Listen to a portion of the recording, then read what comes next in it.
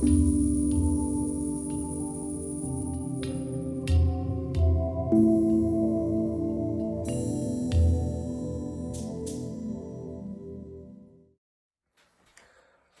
Brad Samuels here from Foundations. Today we're going to be talking about purpose. And more specifically, we're going to be talking about the purpose of each individual as part of the collective, the reason why each of us is here. And I'm going to be relating it to a Daoist understanding called the 9 Forces, or I've called it the 9 Forces. So each of these characters, you can see here, these are energy centers. You may have seen them before on often around around the yin and yang, you'll see these they look like Chinese characters around it. And they're actually called the baguas, and they're energies. They're types of energies that make for a complete, full experience. So I'm going to be relating this to the human experience and talking about the purpose of why each of us are here. We all come into this place for a very specific reason. On the kind of the yin side of things, everything is chaos, everything is purposeless, everything is totally random. And then on the other side, it's an absolute magnificence of structure, and everything is precisely perfect and connected in ways that we don't even understand. And I'm going to be tailoring this video to that understanding, is that everything has divine purpose. You have a divine purpose. You have a purpose why you were born. And that purpose is to do your part in the evolution, to evolve yourself, to learn what you've come here to learn. The first step, however, is knowing what you've come here to learn.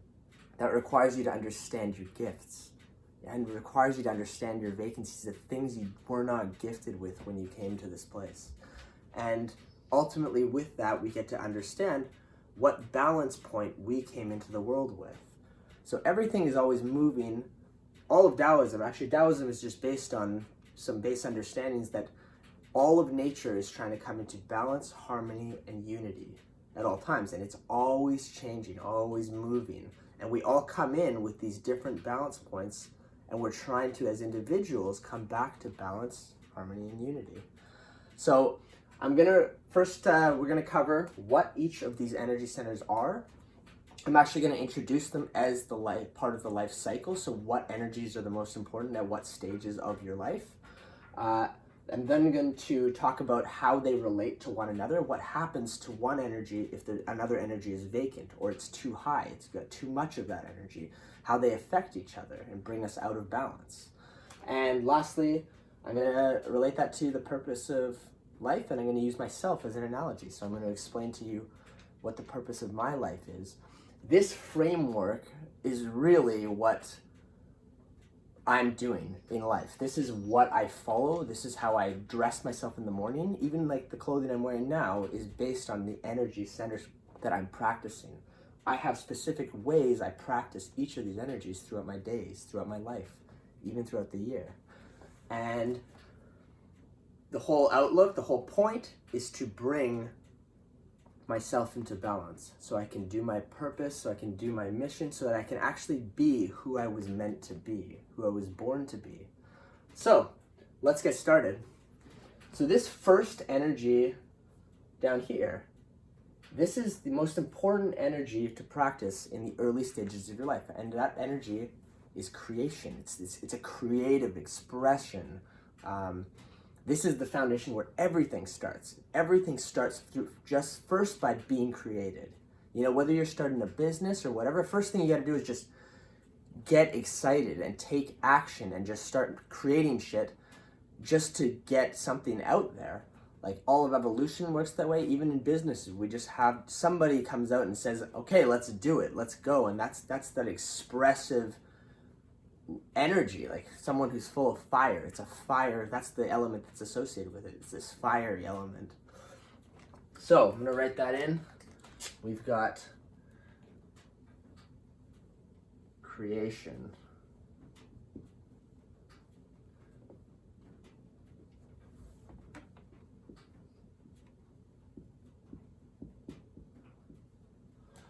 So this energy that's actually my core energy.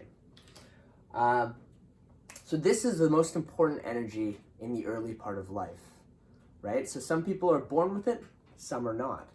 But that energy is the most important to cultivate in the early years, from like around 0, well, when you're born, till about 10 years old.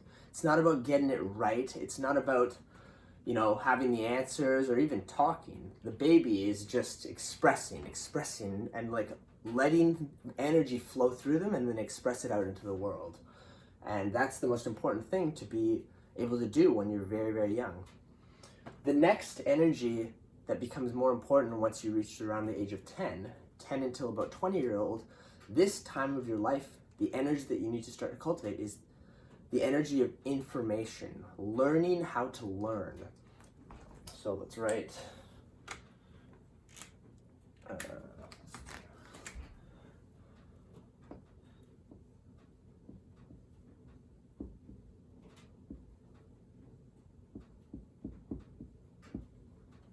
So the information energy, this is like anything to do with learning how to learn, how to process data, how to build relationships and bring in partnerships and collaborate with other people. All of that is part of making sure that the correct information is necessary so that you can do things in life. We can't really, you know, we can express all we want, but at some point you need to start organizing the energy so that it gets expressed in one direction, right? So that's kind of an energy center. This bagua relates to the energy of information, data. You know, even we're in the age of information right now. So this is a very big energy right now, just across the planet, because of the time we live in, because of the year we live in. It's the year of data, or not the year, but just like we're living in a period for humanity of information, the age of information. So the next energy up here is a very heavenly energy. It's this is about leadership. So from the age of 0 till 10, it's all about creativity, creative expression. Then we start to learn about how to learn and how to organize data, how to speak. All those kinds of things are really important from 10 till 20. Then when you get to about 20 until 30 years old, then it becomes a time of learning about leadership and how to set goals in your life.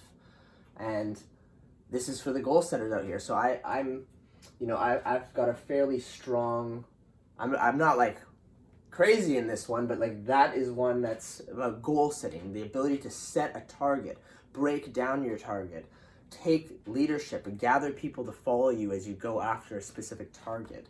So setting targets in life and goal setting, I like to define this one as just leadership, the ability to lead yourself and the ability to lead others once you learn how to lead yourself. So I'm gonna put that in.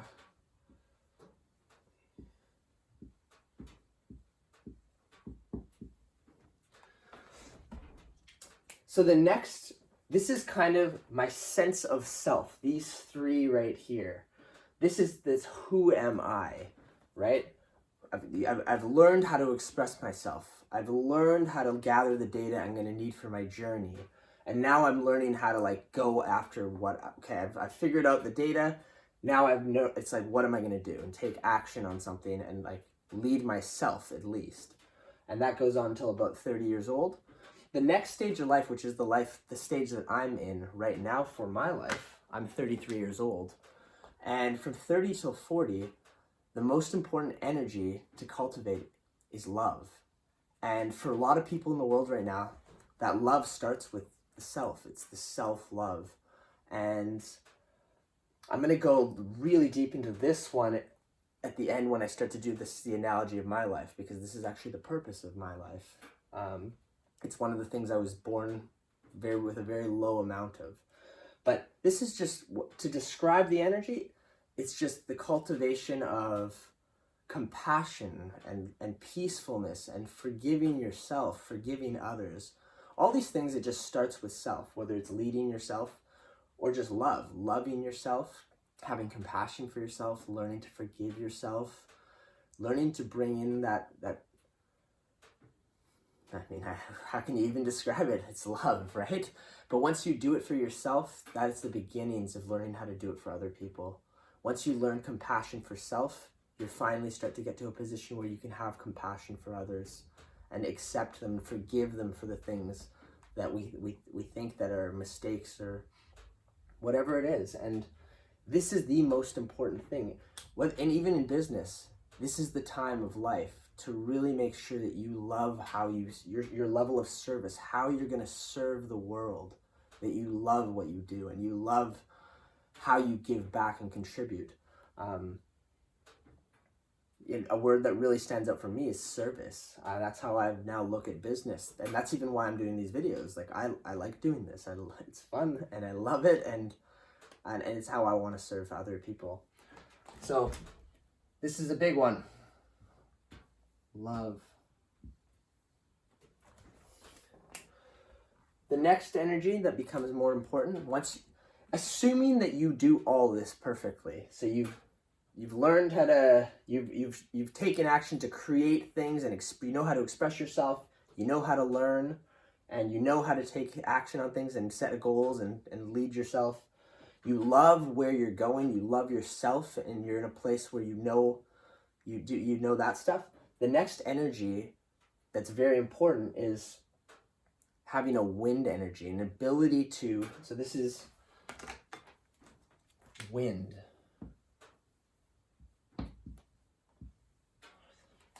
This energy is all about the ability to take who you are and what you're doing and expand it out into the world.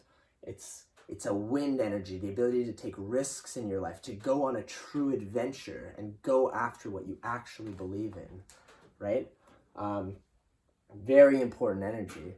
I'm going to relate this back to a sailboat analogy afterwards, but the wind energy is like your wind in your sails. It's like you could have the boat and everything else, but if there's no wind in your sails, you're not going to leave the harbor, right?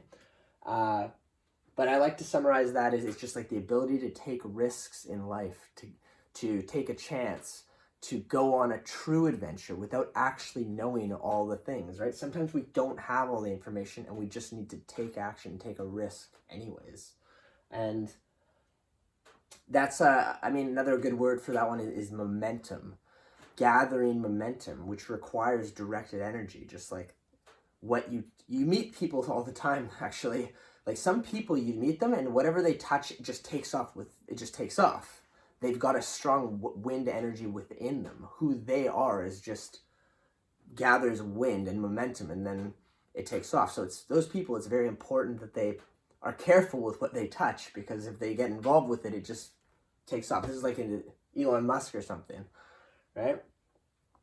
Next energy at the top, very big one. I struggle with this one. I'm going to go through my struggles after, but this is discipline. This is the ability to organize, planning, organization, planning, having a discipline in your life where you actually are doing the things systematically, and there's logic to the way that you're doing things. The way that you are organizing all of the energy centers, the way you organize your mind, all that stuff. This is a very important energy. And I'm hoping that you're seeing how all these are starting to connect, is that they cannot operate independently of each other, or there will be breaks, like the system breaks. You can almost look at it like an organism. Like within myself right now, my heart can't operate independent of my lungs. They need to work in balance. And that's a very good way to look at all these energy centers. So I'm going to put this one in as, I'm going to go with logic.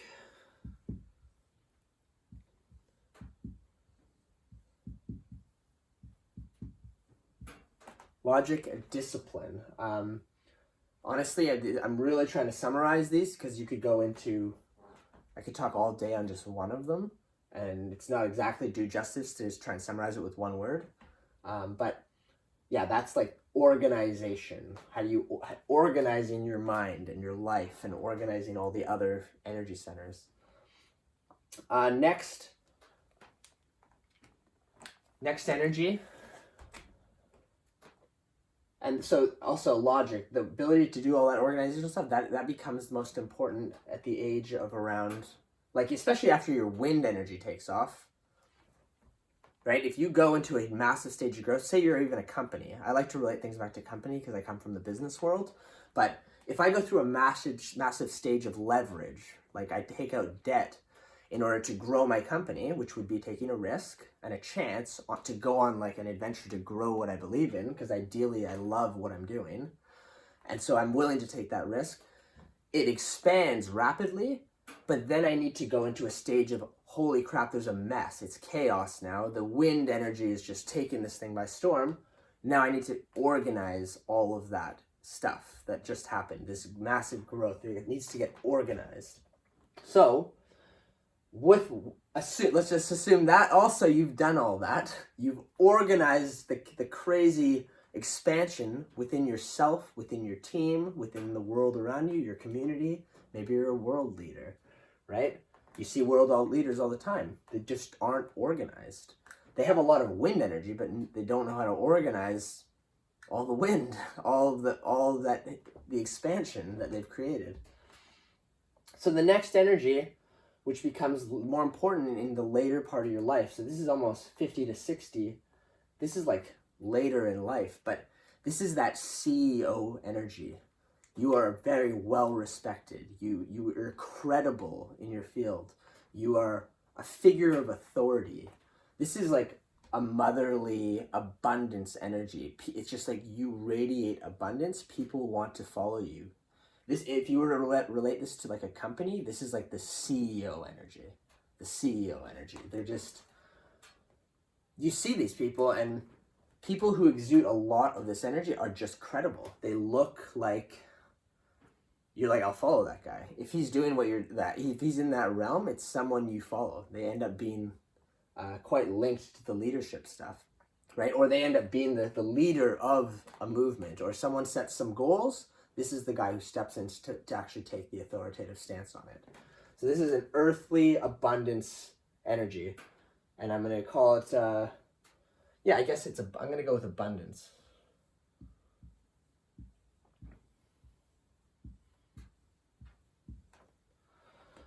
And finally, this is one this is a big pull for me in my life. And this is actually one that I think it's 70% of our planet, based on the Daoist numerology, are missing. And it's reflected by looking at the world right now. But it's vision.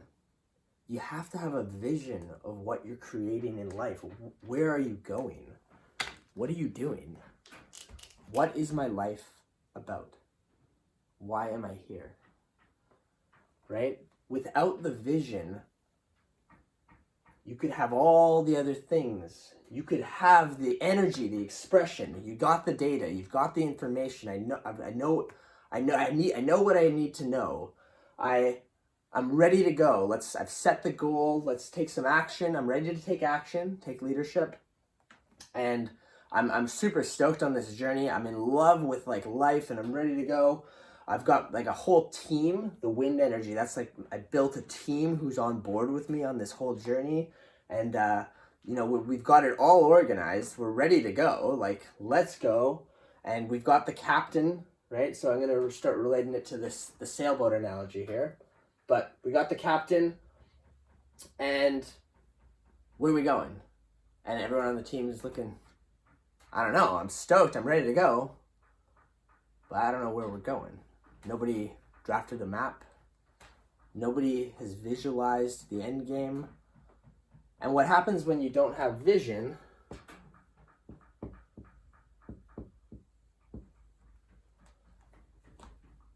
is we end up setting arbitrary goals. We just set goals. You see it at like the gym a lot. I used to do this at the gym. Just, I'm going to get this thickness of bicep. And then I'd get there and I'd be like, all right, I'm going to set another goal randomly. And that's great. It's fine. But if you don't have a directed place you're going, you just go in circles. You don't really go anywhere. You don't know who you're becoming. You don't know what your life is about. And the final energy, which isn't really associated with a bagua, it's a very mysterious energy, is just, and this is a big basis of my life, is spirituality.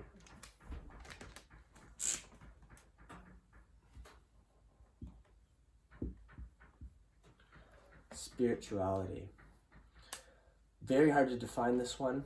It's quite elusive. It's not really something you can speak about, but I like to define it as connection. I feel connected to all of it. I see and I feel is really the word. I feel the connection of all the energy. I feel my participation in the energy in the world around me. I feel on purpose. I feel that this is beautiful. This is a beautiful divine place. Spirituality. It's a beautiful place, and it all is part of something much bigger than me, right? That's how I would define it. Everyone's path is different, but that's the spiritual path. What does all this mean, right? So, I don't know how much I need to explain the sailboat analogy, but this is the sailboat. We can't really go on the voyage successfully if it's truly a big journey. We need every energy, right? We need the expression, like, let's go on a journey. Let's do, like, I'm excited. I'm passionate. Like, actually, that's a better word for that one, is the creative expression is passion.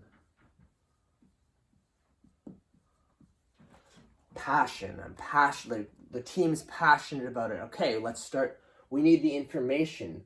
Not only just to build the boat, the architecture, the structure, but to build a boat that can manage the voyage, like structurally. But we also need to get everything, all the information that we're going to need to actually start this trip. What do we even need to do? How do we build even the business plan or the plan for this voyage, for this journey? We need leadership. We need to set goals. What are we doing? What's the plan? Who's leading at the helm, right? Often that would be the captain. Somebody's leading the voyage, but not always. Sometimes the captain is hired by the leader, right? Because he's the most capable of navigating the ship, right? We need to love what we're doing. Like, why even go on the journey? What's the point of going? If there's no, this is really the lifeblood of all of it. Like, without the love, none of this makes any sense. Like, why, if you don't love it, then why plan it and lead it and create a vision around it if you don't love it? Like, this is the lifeblood. Like, you have to love it so that you have the passion, the ability to even do the whole trip, because it's going to be a long, difficult trip, the voyage. You got to love what you're doing. Yeah. The wind energy, that's the sail. We're not going to get far out of the harbor without any sail to grab the wind, right? So we could have everything else organized. Captain's ready to go. We got a map. We know exactly where we're going, but no wind to get us out. We need the organization. This is like who's going to be where. So say there's, I don't know how many people are on a boat for like a regular average captain or ship, but say it's like, 10 people. You know, how do we organize it? Who's going to be at what spot? And like, when is everyone going to sleep? And how are we going to do rotations and shifts and scheduling? This is like the managers of the world, right? Who manages all the general manager of a company, if you were to relate it to business. Then you got that's the company, that's the abundance is really the captain. That's that CEO energy. We need a captain, and we need the GPS system. We need the map. We need to know the coordinates where we actually taking this ship. Where's this journey off to? So that's a really quick overlay of the 9 forces. And I'm going to use myself as an analogy here to explain what the purpose of all this is and the purpose of a life. And what I actually help people with is to understand yourself. It's the self-understanding. That's what Foundations is all about. It's the journey of self-discovery, the journey inwards. Who am I? So within all of this, I'm going to tell you who I am. So I'm an expressor. It's who I am. I was born that way. I'll never have to learn it. It's not, I can practice if I want, but it comes naturally. I want to express myself because that's just the way I am. No more than like a tree but it's programmed to be a tree. You put it in the ground, it's going to just be a tree because it's programmed that way. That's what it is. Same goes for me, and each one of you has a nature. What it is, it's for you to find out, right? Myself, I'm an expressor. But for me to be the most and shine my expression to the world the best, I need all the other members of my team to help. All members help each other. So when you have a weaker one, you need the stronger ones to help in the ways that they know. All right, so that's who I am. Let's go with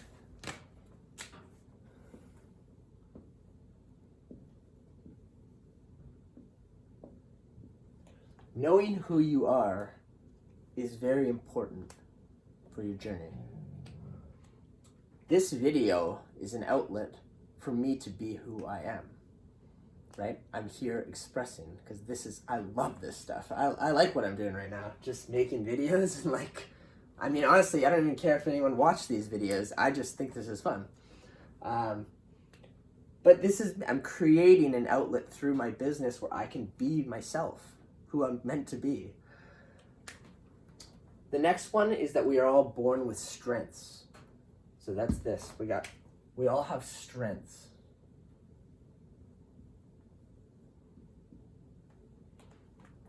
So our strengths actually I'll put on the other side. We all have strengths and weaknesses.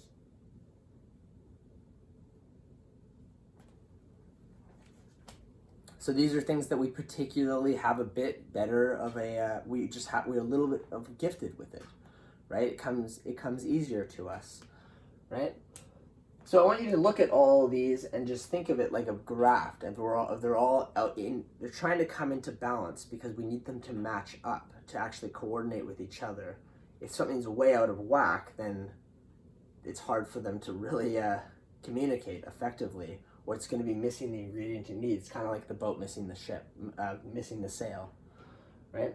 So I have my strengths, if I had to define them, and this is based on my nature, how I was born. I was born with a pretty strong ability in the information. I'm a fairly good learner, but I'm not crazy good. It takes me a while. I really have to I have to put in the effort, but I can learn new things. I'm confident in doing that.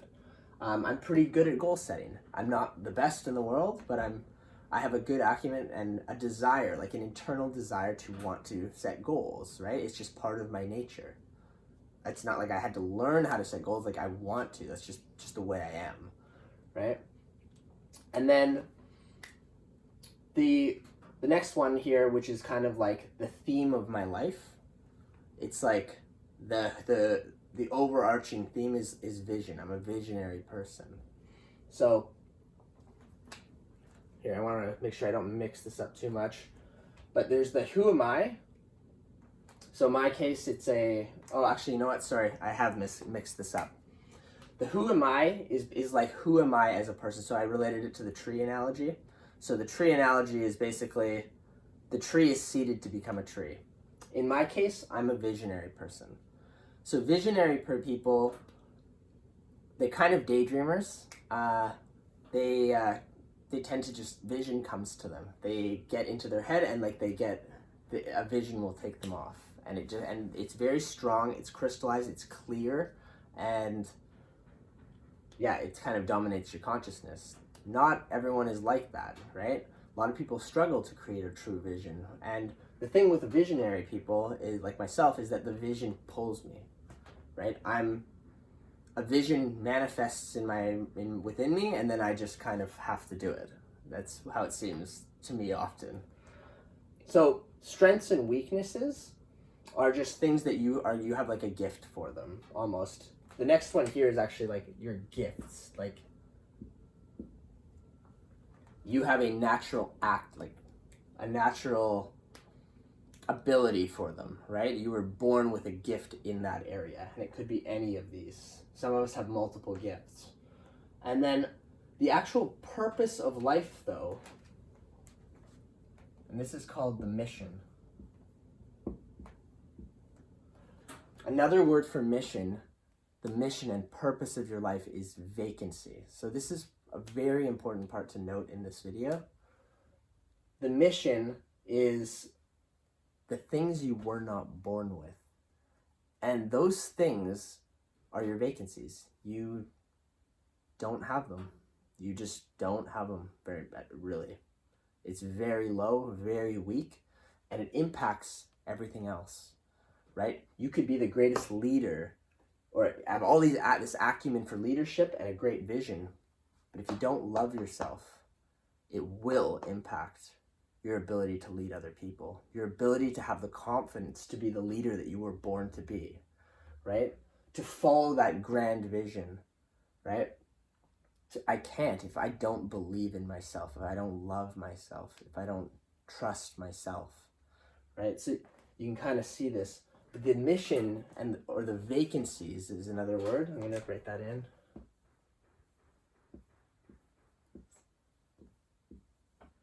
The vacancies are,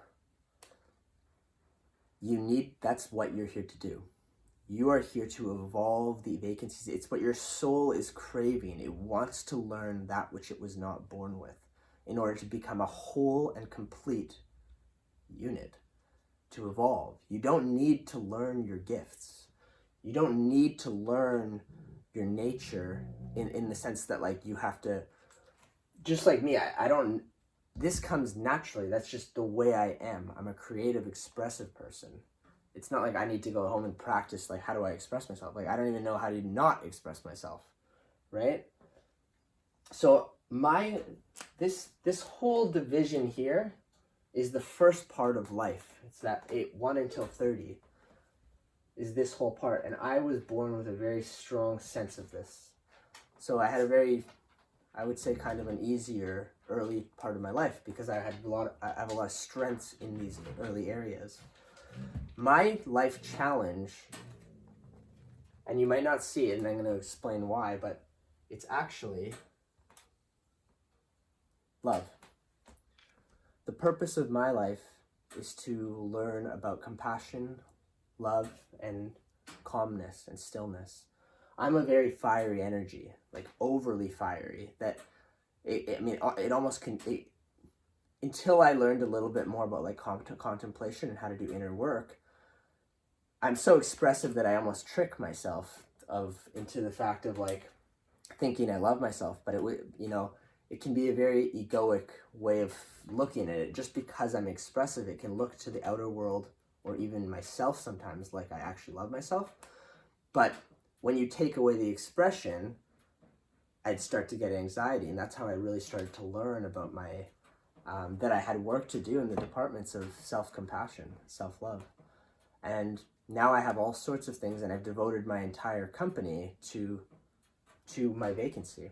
So the purpose of your life, once you become aware of it, can become this avenue, this place where you put in all your energy into the cultivation of the thing that you weren't born with in order to bring the wholeness of your entire essence, bring it into wholeness, bring it into balance, right? And as I cultivate this deeper love for self and for other people, my ability to do my purpose, which is expressing myself, to be who I really am, becomes stronger.